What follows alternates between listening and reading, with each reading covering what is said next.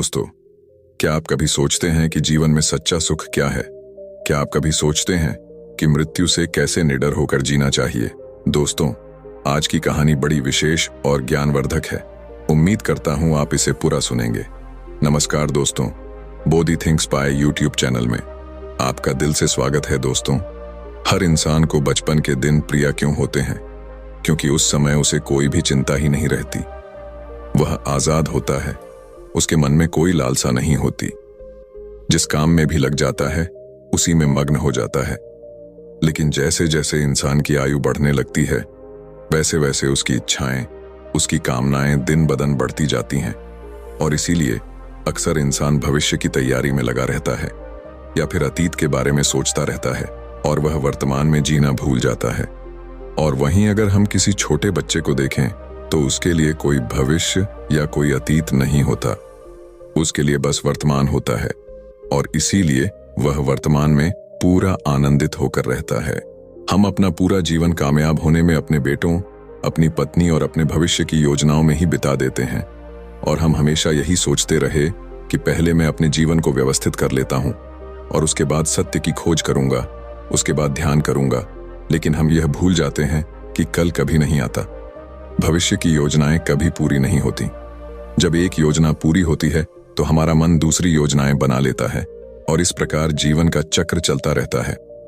दोस्तों, एक बार की बात है, एक नौजवान युवक एक संत महात्मा के पास आता है और उनसे कहता है कि हे संत महात्मा, क्या आप मेरे एक सवाल का जवाब देंगे? महात्मा ने मुस्कुराते हुए कहा कि पूछो, क्या पूछना है? इसके बाद उस युवक ने कहा कि हे गुरुदेव, मेरी उम्र अभी बहुत ज्यादा नहीं है, लेकिन मैं बहुत परेशान रहता हूँ, बहुत दुखी रहता हूँ। मैं आपसे यह जानना चाहता हूँ कि मेरे जीवन में अभी से इतनी दुख है तो मेरी जिंदगी तो अभी बहुत बाकी है। क्या मेरे जीवन में दुख बढ़ते ही रहेंगे कि इन दुखों से छुटकारा पाने का कोई रास्ता नहीं है?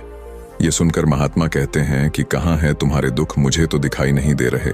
ये सुनकर वह युवक कहता है कि महात्मा जी, यह दुख तो मेरे अंदर है, मेरे भीतर है, वह आपको कैसे दिखाई देंगे? ये सुनकर महात्मा उस युवक से पूछते हैं कि क्या तुम्हें अपने दुख दिखाई देते हैं? वो युवक कहता है कि हाँ गुरुदेव, मैं अपने दुखों को भली भांति देख कर रहा हूं। तब महात्मा ने पूछा कि दुखों का मूल क्या है? महात्मा और उस युवक में चर्चा चल ही रही होती है कि तभी एक शिष्य दौड़कर वहां पर आता है। वह शिष्य उन महात्मा के कान में कुछ कहता है। इसके बाद वह महात्मा उस युवक से कहते हैं कि चलो आज मैं तुम्हें जीवन का सत्य दिखाने के लिए एक जगह पर लेकर चलता हूं। वहां पर तुम्हें कुछ भी नहीं बोलना है, चुपचाप सारी बातें सुनते रहना है। इसके बाद तुम्हें अपने सारे प्रश्नों के उत्तर खुद ही मिल जाएंगे। यह कहकर वह युवक महात्मा के पीछे पीछे चलने लगता है। कुछ दूर चलने के बाद महात्मा एक घर में प्रवेश करते हैं। घर में प्रवेश करने के बाद वो युवक और वह महात्मा देखते हैं कि वहां पर बहुत सारे लोग खड़े हैं और बीच में चारपाई पर एक वृद्ध आदमी लेटा हुआ है। महात्मा को देखते ही सभी लोगों ने उनके लिए रास्ता बनाया और महात्मा उस आदमी के पास वहीं उसके चारपाई पर जाकर बैठ जाते हैं। वह युवक भी पास में ही खड़ा रहता है। इसके बाद वृद्ध आदमी जो चारपाई पर लेटा हुआ था कहता है कि है मुनिवर, मैं नहीं जानता कि मेरे जीवन में कितनी सांसें और बची हैं। पता नहीं किस वक्त मुझे भगवान के घर से बुलावा आ जाए। मैं मरने से पहले अपने कुछ सवालों के जवाब आपसे जानना चाहता हूँ। मुझे पता है कि उन सवालों के जवाब आप ही मुझे दे सकते हैं, इसीलिए मैंने आपको यहाँ पर बुलाया है। इसके बाद उस वृद्ध आदमी ने कहना शुरू किया कि हे मुनिवर, अपने आखिरी वक्त में मुझे अपने बचपन के दिन बहुत याद आ रहे हैं। मैं अपने बचपन के दिनों को याद करता हूँ और सोचता हूँ कि वह भी क्या दिन थे, ना कुछ पाने की फिक्र, ना कुछ खोने का गम। बचपन के उन दिनों को याद करके मेरी आंखों में आंसू आ जाते हैं। मुझे लगता है कि कितनी आजादी थी उस समय, मेरा मन कितना खुला हुआ था। मन में कुछ भी पाने की इच्छा नहीं थी। जिस भी खेल में लग जाते थे उसी खेल में पूरे दिन लगे रहते थे। लेकिन कुछ समय बाद जैसे जैसे मैं बड़ा होने लगा वैसे वैसे लोग मुझे जिंदगी की दौड़ में आगे निकलने के लिए कहने लगे। मेरे पिता अक्सर मुझसे कहा करते थे कि तुम पढ़ाई में अपने भाई जैसे क्यों नहीं हो, तुम दूसरे लोगों से पीछे क्यों रहते हो, आखिर आगे चलकर क्या करोगे? ये सब सुनकर मेरा मन बहुत बेचैन रहने लगा। लोग मुझे बहुत ताने मारते थे क्योंकि ना तो मैं खेल में अच्छा था और ना ही पढ़ाई में अच्छा था। सब लोग मुझे किसी और की तरह बनने के लिए कहते थे और उन तानों से तंग आकर मैंने जीवन में कुछ हासिल करने का निश्चय किया। मैंने अपने आप से वादा किया कि मैं भी अपने भाई की तरह कामयाब इंसान बनूंगा और इसके लिए मैं दिन रात मेहनत करूंगा। फिर मैं रात दिन मेहनत करने में लग गया। शुरुआत में बहुत मुश्किल है, बहुत निराशा हाथ लगी, में असफल भी हुआ, लेकिन मैंने हार नहीं मानी और फिर एक दिन मैंने खुद अपना व्यापार खड़ा कर लिया। उसके बाद मुझे कुछ पाने का एहसास हुआ। मुझे बहुत खुशी हुई क्योंकि जो लोग कल मुझे ताने देते थे वही लोग अब मेरे आगे पीछे घूमने लगे थे। कुछ वक्त बाद एक रईस बेटी के साथ मेरी शादी हो गई और उसके बाद मुझे लग रहा था जैसे मेरा जीवन स्वर्ग बन गया हो। कुछ साल बाद मुझे 2 बेटे प्राप्त हुए। दोनों बहुत ही सुंदर और हर्ष थे। अब मेरा मन मेरे बच्चों के लिए कुछ करने को उत्सुक हो गया। मैं और भी ज्यादा धन कमाने में लग गया और जल्द ही मैं अपने नगर का सबसे बड़ा व्यापारी बन गया। सब कुछ अच्छा चल रहा था, लेकिन अनहोनी को कौन टाल सकता है। एक दिन अचानक मेरी पत्नी का देहांत हो गया। वह मुझे छोड़कर चल गई। इससे मुझे बहुत गहरा सदमा पहुंचा। मैं कई दिनों तक अपने घर से बाहर नहीं निकला। मेरे बेटे मुझे हिम्मत दे देते कि पिताजी माताजी तो नहीं रही और जो हो चुका वो वापस नहीं आ सकता, लेकिन हम दोनों भाई आपका हमेशा साथ देंगे, आपकी हमेशा सेवा करेंगे। आपको किसी बात की कोई चिंता करने की आवश्यकता नहीं है। और धीरे धीरे मैंने भी अपने मन को समझा लिया कि अब तो मुझे अपने प्रिय पत्नी के बिना ही जीना पड़ेगा। वह इस दुनिया को अलविदा कह चुकी थी। इसीलिए मैंने अपना मन अपने बेटों के साथ जोड़ लिया। उनकी खुशी में ही मुझे खुशी होती थी, उनके दुख में ही मुझे दुख होता था। इसके बाद मैंने कहा कि हे महात्मा, जीवन चक्र में अक्सर मुझे महसूस होता था कि आखिर जीवन क्या है। जीवन को उसकी गहराइयों में कैसे जाना जाए। यह कैसे जाना जाए कि मैं कौन हूं और मैं इस दुनिया में क्या करने के लिए आया हूं। ऐसे तमाम सवाल मेरे मन में उठते रहते थे और मुझे आपके बारे में भी पता चला कि मुनिवर ऐसी ध्यान की प्रणालियों बताते हैं जिससे जीवन का मतलब समझा जा सकता है। लेकिन मैं हमेशा सोचता रहता था कि पहले मैं अपने जीवन से दुखों और परेशानी को दूर कर देता हूं, उसके बाद ध्यान में मैं अपना पूरा मन लगाऊंगा। और यही सोच सोच कर मैं कभी ध्यान नहीं कर पाता था। धीरे धीरे वक्त भी हाथ से निकल चुका था इसी तरह, और आखिर में उम्र ढलने के बाद मैं बीमार पड़ गया। वैसे मेरे जीवन में कोई कमी नहीं रही। मेरे बेटों ने मेरा अच्छा साथ दिया। मैंने जीवन में बहुत कुछ हासिल भी किया, लेकिन अब मैं अपने जीवन में अगर पीछे मुड़कर देखता हूं तो मुझे एहसास होता है कि मेरे बचपन के दिन ही सबसे प्यारे दिन थे। तब उस आदमी ने महात्मा से पूछा, मैं चंद मिनट का मेहमान हूं, यह मैं जानता हूं, लेकिन क्या कुछ ऐसा सूत्र मुझे बता सकते हैं जिससे कि मैं सुकून से मर सकूं, मेरे मन के सारे सवाल जवाब शांत हो जाएं और मैं जीवन का असली मतलब समझकर मर सकूं। यह सुनकर महात्मा ने कहा कि हर इंसान को बचपन के दिन प्रिय क्यों होते हैं, क्योंकि उस समय उसे कोई भी चिंता ही नहीं रहती। वह आजाद होता है, उसके मन में कोई लालसा नहीं होती। जिस काम में भी लग जाता है उसी में मग्न हो जाता है।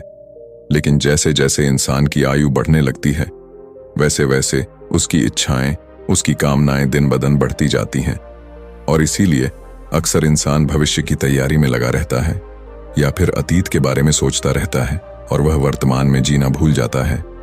और वहीं अगर हम किसी छोटे बच्चे को देखें तो उसके लिए कोई भविष्य या कोई अतीत नहीं होता, उसके लिए बस वर्तमान होता है और इसीलिए वह वर्तमान में पूरा आनंदित होकर रहता है। तुमने अपना पूरा जीवन अपनी कामयाब होने, अपने बेटों, अपनी पत्नी और अपने भविष्य की योजनाओं में ही बिता दिया और तुम हमेशा यही सोचते रहे कि पहले मैं अपने जीवन को व्यवस्थित कर लेता हूं और उसके बाद सत्य की खोज करूंगा, उसके बाद ध्यान करूंगा। लेकिन हम यह भूल जाते हैं कि कल कभी नहीं आता, भविष्य की योजनाएं कभी पूरी नहीं होती। जब एक योजना पूरी होती है तो हमारा मन दूसरी योजनाएं बना लेता है और इस प्रकार जीवन का चक्र चलता रहता है। और अब आखिरी समय में जब मृत्यु तुम्हारी सोखत पर आई हुई है तो तुम्हें एहसास हो रहा है कि मैंने जीवन में कुछ भी हासिल नहीं किया। अब तुम्हें लग रहा है कि जो भी तुमने किया उसमें से तुम एक सुई भी अपने साथ नहीं ले जा सकते। अगर यही बात तुम उस वक्त समझ लेते, मृत्यु कभी निश्चित होकर नहीं आती, वह तो कभी भी आ सकती है।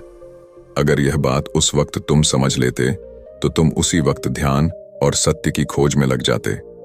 तुम कोई ऐसी चीज खोजने की कोशिश करते जो तुम्हारे साथ जा सके, जो तुम्हें परिपूर्णता से मरने का मार्ग दिखा सके। उस वृद्ध आदमी ने हाथ जोड़कर महात्मा से कहा कि हे मुनिवर, यह तो मैं जानता हूं कि मुझसे गलतियां हुई हैं।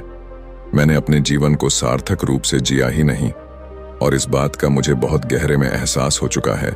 लेकिन मैं आपसे फिर से वही सूत्र जानना चाहता हूं कि क्या मैं भी परिपूर्ण था कि साथ नहीं मर सकता? क्या मुझे अभी सत्य की कोई झलक नहीं मिल सकती? यह सुनकर महात्मा ने उस आदमी का सिर पर हाथ रखते हुए कहा कि अब तो एक ही सूत्र समझने लायक रह जाता है, और वह सूत्र यह है कि तुमने जीवन में जो कुछ भी पाया या जो कुछ भी खोया, वह सब यहीं पर छोड़कर चले जाओ। उसे अपने मन के साथ जोड़कर मत ले जाओ। अपने मन में यह भाव पैदा करो कि तुमने अपने जीवन से बहुत कुछ सीख लिया और वास्तविकता में तुमने अपने जीवन में बहुत प्रगति की है, क्योंकि तुमने यह जान लिया है कि जीवन में कुछ भी सार्थक नहीं है। और यह जानना भी बहुत बड़ी उपलब्धि होती है। लोग जीवन भर जीते जीते मर जाते हैं, लेकिन उन्हें जीवन की निरर्थक का कोई पता नहीं चलता।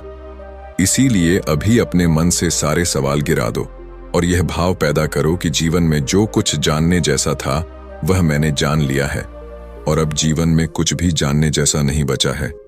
जब तुम इस भाव, इस बोध से भर जाओगे तो तुम बिल्कुल खाली होकर मृत्यु को प्राप्त हो जाओगे। और वास्तविकता में यही मरने की कला होती है। हमने जीवन में जो कुछ भी पाया, जो कुछ भी खोया, वह इसी दुनिया का था और वह यहीं पर रह जाएगा। हमारे साथ कुछ भी नहीं जाएगा। हम खाली हाथ आए थे, हम बिल्कुल खाली जाएंगे।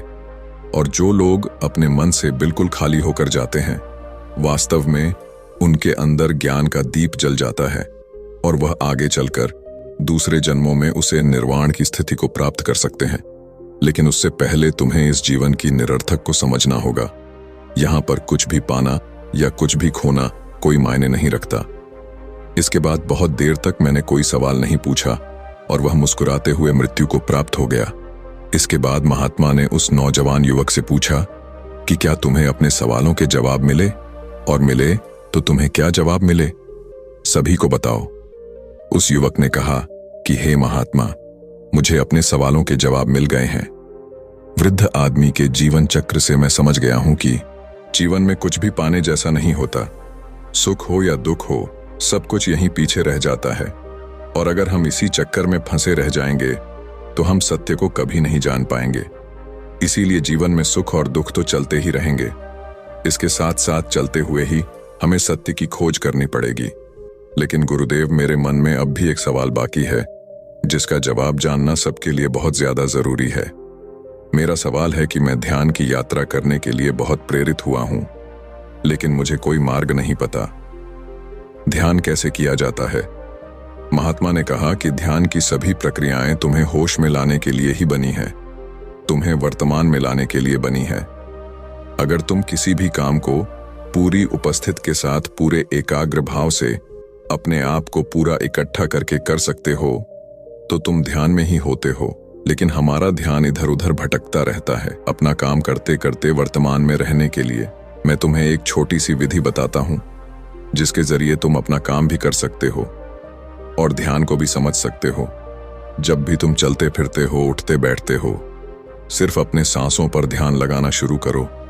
सांस किस नाक से आ रही है, किस नाक से जा रही है, ना कि कौन से कोने से टकरा रही है। सिर्फ तुम उसके साक्षी भर हो जाओ, सिर्फ उसको देखते रहो। तुम कुछ भी काम कर रहे हो, चल रहे हो, फिर खाना खा रहे हो, सिर्फ अपने सांस पर ध्यान लगाओ। और यह करते वक्त तुम्हें महसूस होगा कि तुम्हारा दिमाग, तुम्हारे विचार तुम्हें इधर उधर ले जाते हैं। लेकिन थोड़ी देर बाद तुम्हें फिर से होश आएगा कि तुम्हें अपनी सांसों पर ध्यान लगाना है और तुम्हारा ध्यान फिर से सांस पर अपने आप आ जाएगा। और धीरे धीरे जब तुम अपने विचारों को देखने लगोगे तो तुम पाओगे कि विचार विलन होने लगे हैं। तुम्हारे अंदर बस एक खाली मैदान बचा हुआ है। सारे सवाल जवाब विलीन हो चुके हैं। इसके बाद महात्मा ने कहा कि सांसें जो होती हैं वह वर्तमान में चलती है, ना ही वह भविष्य में चलती है, ना ही अतीत में चलती है। वो वर्तमान होता है, वही वर्तमान स्थिति होती है। और जब तुम अपनी सांसों से जुड़ जाते हो तो तुम वर्तमान में ध्यान लगाना सीख जाते हो। क्योंकि सांसें जिन पर तुम ध्यान लगा रहे हो वो वर्तमान में चल रही होती हैं। इसके बाद धीरे धीरे हर कदम पर तुम्हें ध्यान का खुद ही एहसास होने लगेगा। फिर तुम जो भी काम करोगे उसमें तुम्हारा पूरा मन लगा होगा। तो शुरुआत वहीं से करो जहां पर तुम हो। यहीं से अभी से अपनी सांसों को पकड़ना शुरू कर दो। तो दोस्तों, कैसी लगी आपको यह कहानी? कमेंट सेक्शन में जरूर बताना, और अच्छी लगी तो इस चैनल को सब्सक्राइब करना मत भूलना। तो मिलते हैं अगले कहानी में, तब तक के लिए अपना ख्याल रखें। धन्यवाद।